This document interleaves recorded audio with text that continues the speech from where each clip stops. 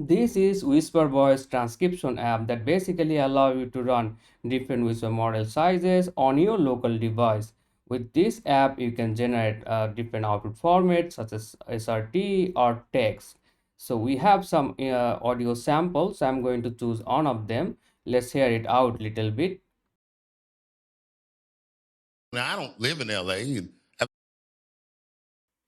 Now let's start the transcription and wait for a moment. Voila, the moment of truth. As you can see, we have successfully generated the text output format as well as SRT and so forth and so on. So you do understand with this app, you can generate unlimited number of subtitles for your video content for free. And another great thing is that we also have a job history functionality. So you can always come back and choose your previous run and get the content from here.